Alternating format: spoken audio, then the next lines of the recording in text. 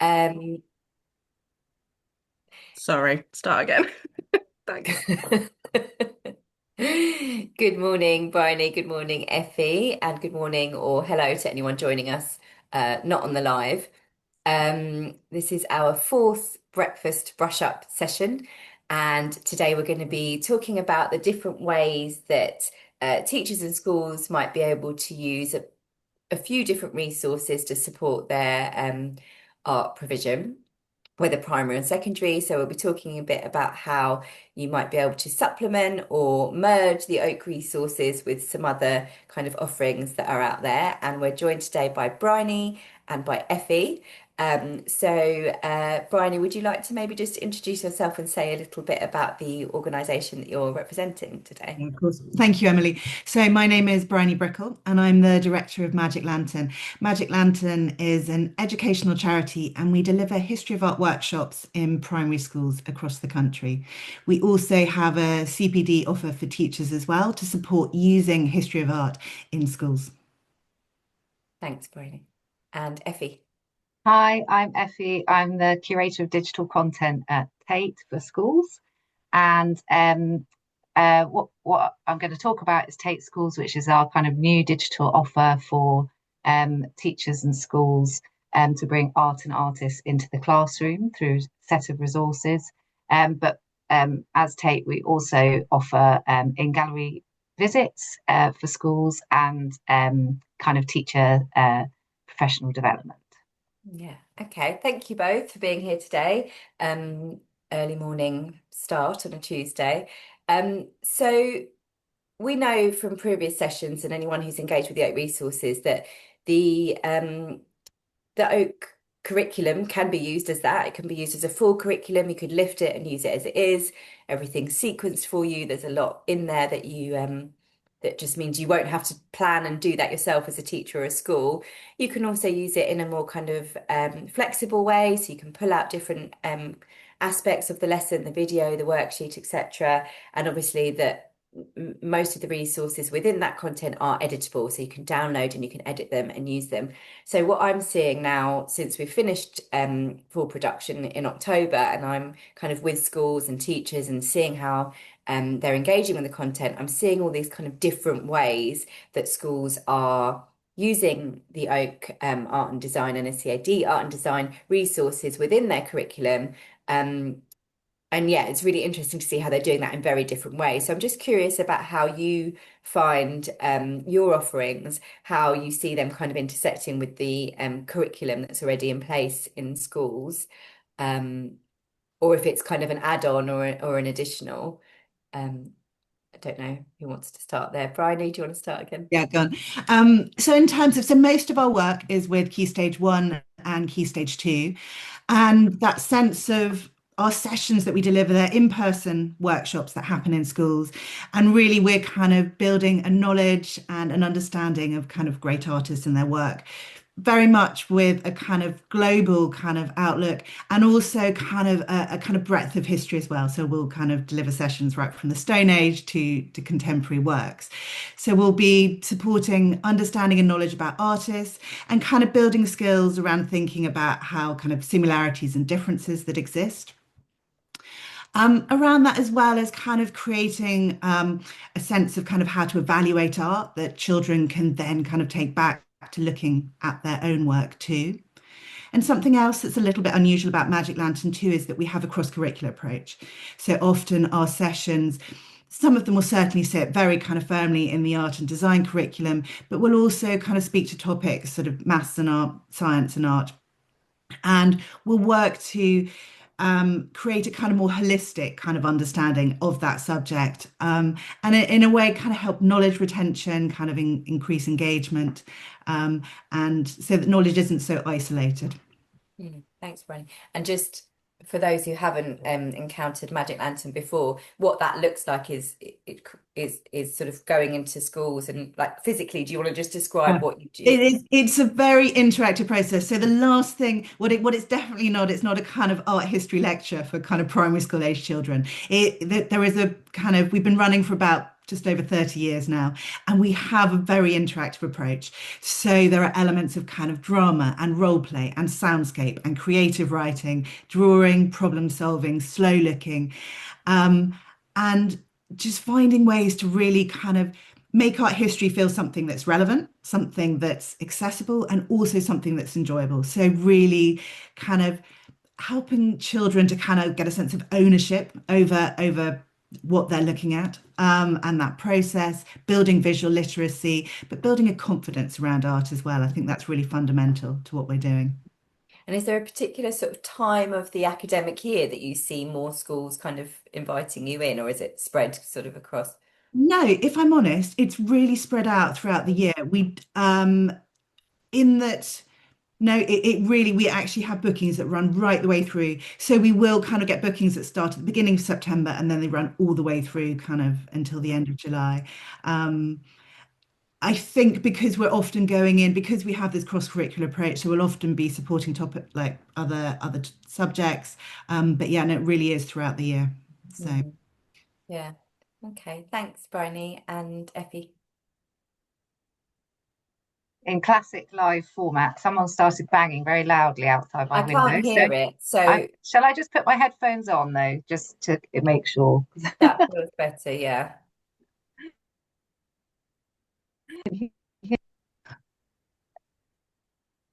Try one more time because Can you that's hear me now? yes. Yeah. Oh, great. Okay. Sorry about that. Yeah, so Tate Schools, in a way, it's really designed to be versatile and adaptable. So teachers can kind of dip in and out, pick and choose what suits them. We are obviously really focusing on the art and the collection that we have to offer.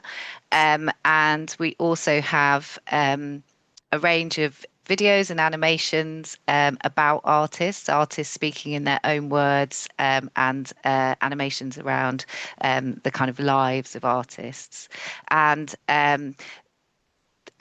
so that's our kind of starting point. And um, really what we're kind of offering in terms of the curriculum is artworks by familiar artists that children might be learning about already, art forms and techniques that they might be trying out in school.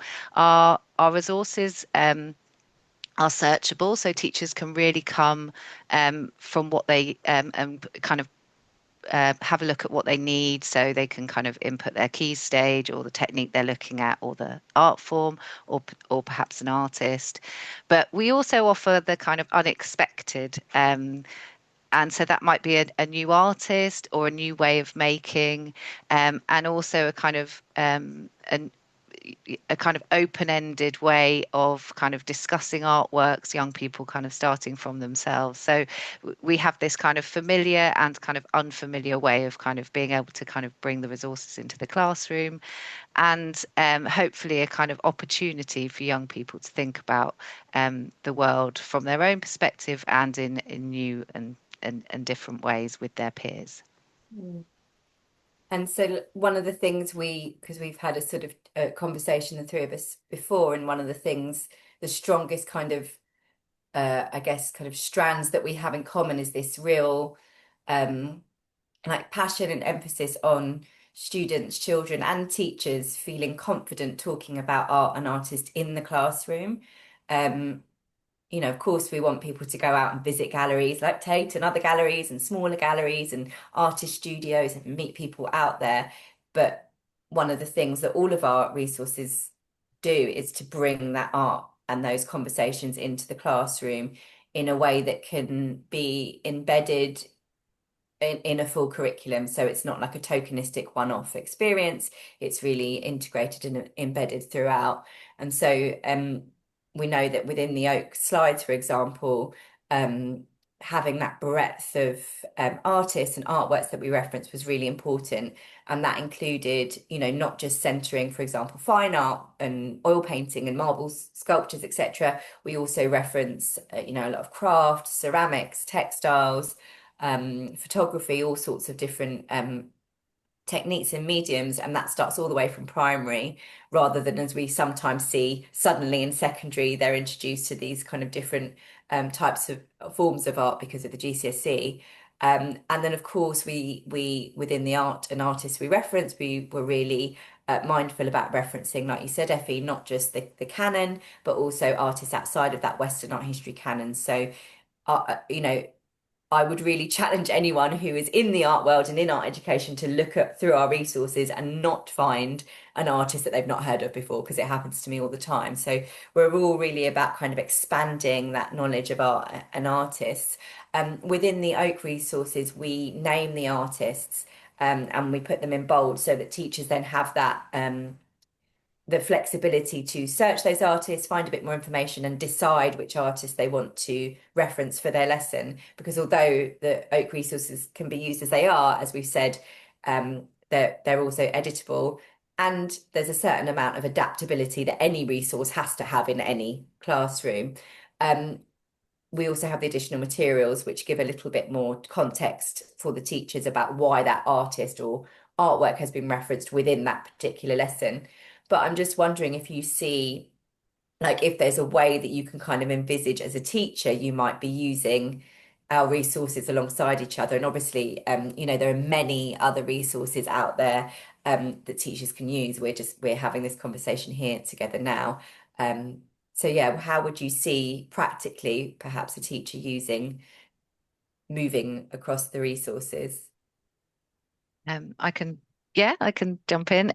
Yeah, so I think that, as you say, kind of what the Oak offer really is that you can kind of plan out your kind of term and or even longer. And what we can offer is these kind of little nuggets of things that you can kind of bring in. So it might be that we have artists in common across, and so do kind of use our search bar to check if there's resources that are there for the artists that you're keen to look at.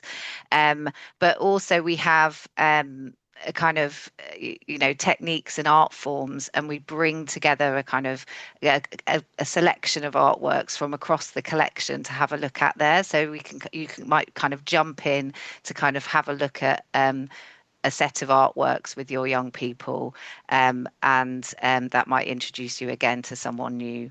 And then again, we can kind of gather together a set of resources. So if I'm okay to share my Yeah, that'd be screen, great. and And I love, Effie, you often use this phrase where you say we jump the artists into the classroom, which I always really like. thanks. Yeah, so this is for example, I've chosen an artist called Hervin Anderson, who is soon to be on display at have an exhibition at Tate Britain, actually. So do check it out. But yeah, just in terms of the kind of range of resources that we have. So we have this resource series called Artist Stories. And as we say, they're kind of artists talking in their own words. So within this one, you've got Hervin Anderson in his studio. So you see him making, and also him talking about his inspiration, how he makes, kind of how he works. And then we've also got an art make, which is a kind of deep dive into one of his artworks from the collection, and a making activity that kind of supports young people to learn about that artwork by making themselves. It's not a kind of they're not going to make that actual artwork, but they're kind of drawing out elements or the kind of practice of Hervin Anderson into making their own work. So what you would get there is you would get a class where everyone's got the same starting point, but you've actually got a real range of kind of individual artworks at the end. And then, as I say, we've also got these collections where Hervin's work is also featured. So Discover Painting or Discover Landscape, you might kind of jump into that, see Hervin Anderson's work alongside a real range of artworks from the collection. If I click that, is it going to do anything? So you can see that there's a real kind of range of collection artworks there. So you might kind of enter this just looking for inspiration, or because you're interested in where an artist's artwork might take you next. So this is another Hervin Anderson work there. Yeah. Amazing. Thanks, Effie. So nice to have the visuals to go along as you're explaining it. And so like you said, it really makes me think you can imagine, as a teacher sort of looking through maybe the Oak resource, seeing an artist mentioned and then popping over to your site and those videos. When I was teaching, I would really often use Tate shots and other resources you had to show artists in their studio working, and students always just love seeing that, and so nice to see the artist, not just the artwork as well. So I think that's really amazing. And then like you said, to then have that kind of as a lens through which you then expand out and learn about all these other artists linked to maybe the theme or the medium, and importantly, like you said, that divergent outcomes, that's definitely something we speak to a lot within the Oak NSEAD resources from primary all the way up to secondary, is this idea that,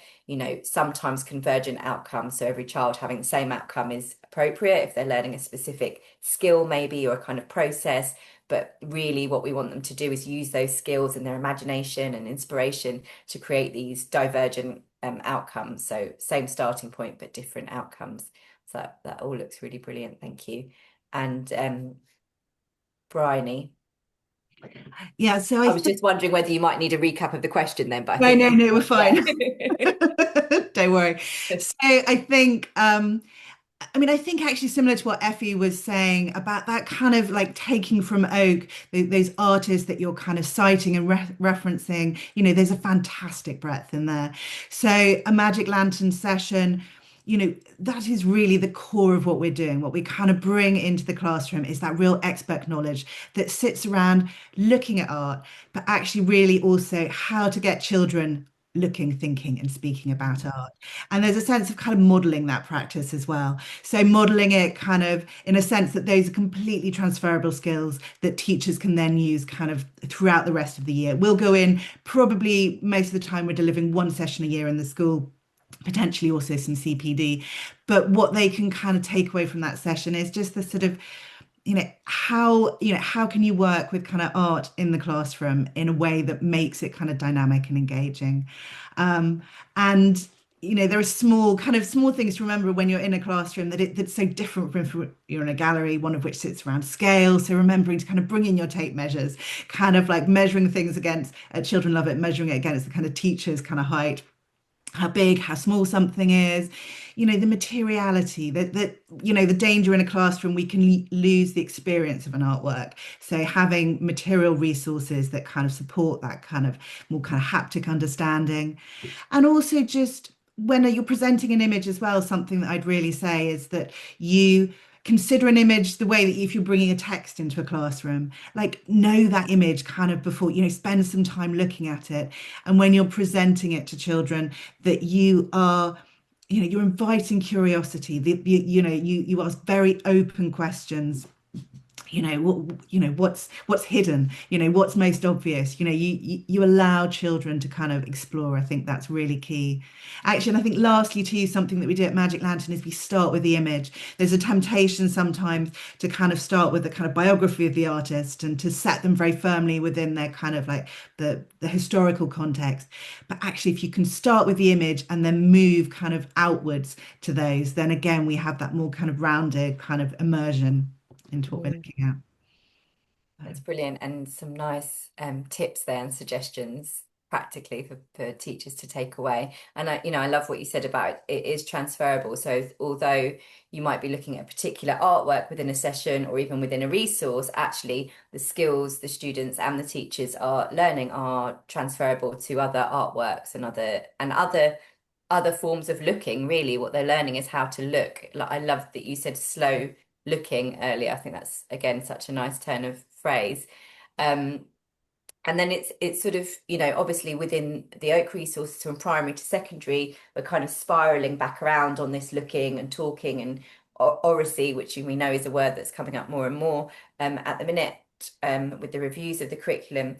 And so they're kind of encountering these opportunities for that again and again. And I know one thing that teachers are often really mindful of and really wanting to have more support around is what progression looks like in art and design. And so if we're thinking about one of those strands or one of those kind of threads within an art and design curriculum is this oracy, this visual literacy, this looking at art, talking about art. Is there anything you would say in terms of that, what that might look like and how that might be different across key stages or ages in your experience, or how you support that maybe?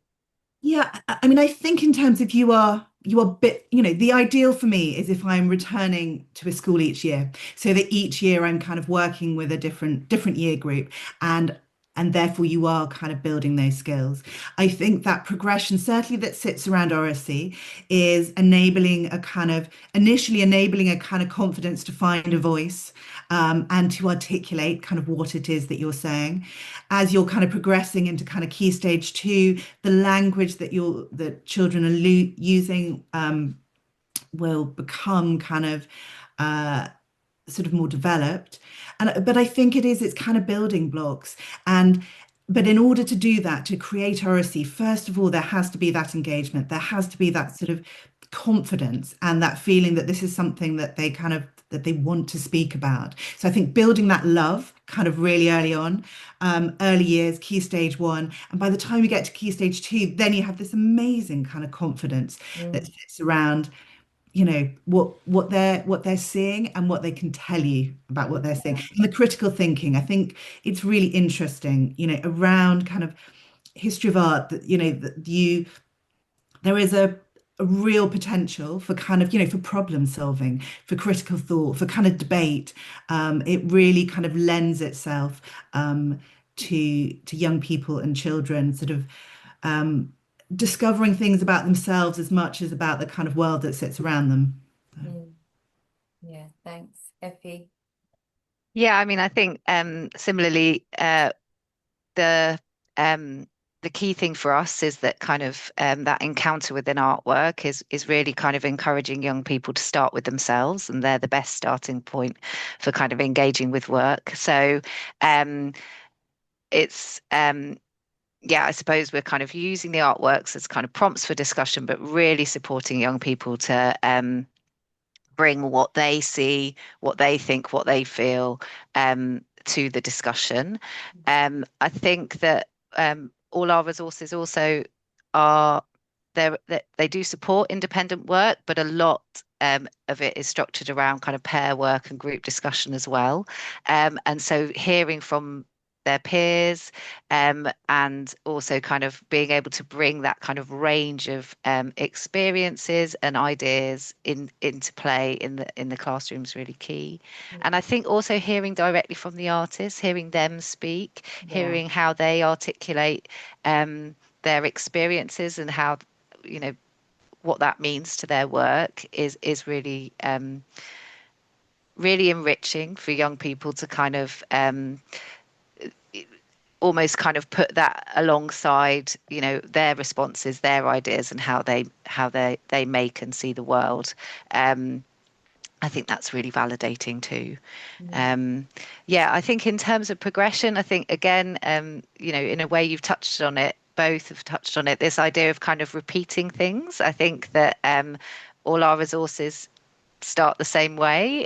For each series has a different way of starting, but they ask the same questions. So you can kind of come back and kind of see how those kind of um, questions develop over time. mm, And also, things are arranged by key stage. So there are, it's kind of age appropriate in terms of where the conversation might go and the topics that might be covered. And we also have kind of adapt activities and extension activities, so you can kind of really kind of hold your group and their needs within the resources.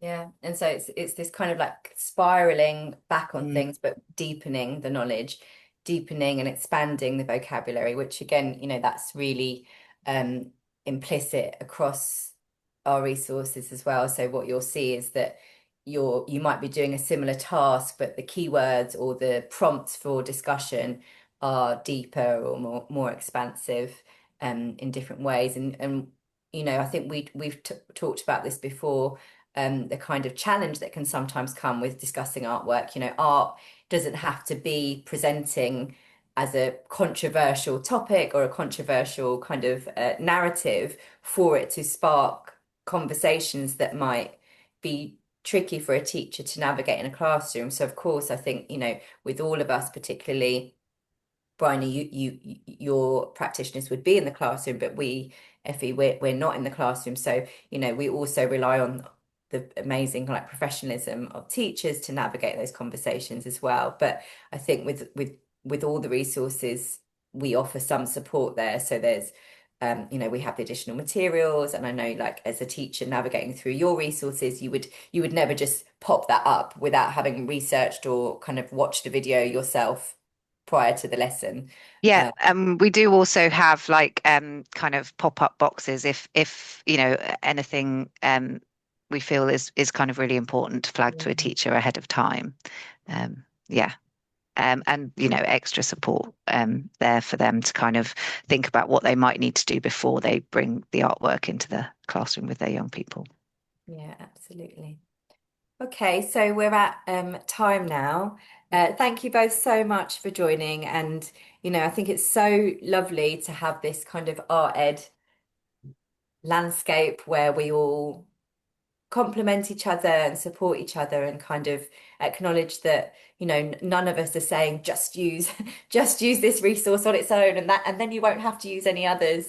I just think it's so wonderful for teachers and schools that they've got this wealth of kind of resources that they can dip in and out of, and they're all just such high quality. Obviously, we know there are other resource providers. We've got Twinkle, we've got TES, Access Art, all sorts of other Art UK. Gallery websites have lots of kind of resources and education sections on them. So there are all these amazing resources. But that was a really rich discussion about how, in particular, these resources and offerings can all kind of intersect and complement each other. So thank you both for joining. And yeah, hopefully teachers will feel a bit more confident now in navigating across the resources. And I'm sure you feel the same. I love to hear from teachers and see what they've been doing in the classroom. So I don't know if you want to say anything about any ways that teachers can kind of get in touch or. Yeah, sure. So you can join our teachers newsletter. So if you go to tate.org.uk/schools, you can sign up to our newsletter there, and you'll get kind of a monthly newsletter pointing to resources and sort of ideas of how you can bring art and artists into the classroom. And that, yeah, if you're interested further, please do get in touch. There's kind of an email address on there too. Thanks, Effie. Yeah, and we would love to, yes, we would love to hear from anyone. We're Magic Lantern Art. So you can find us on our website, which is currently under development, but it outlines kind of the topics that we offer and also kind of whereabouts in the country we're working. So yes, we would always be keen to hear from you, either for kind of sessions in school, but also CPD sessions for teachers as well. Amazing. Okay, thank you both. Have a wonderful Tuesday. Thank you.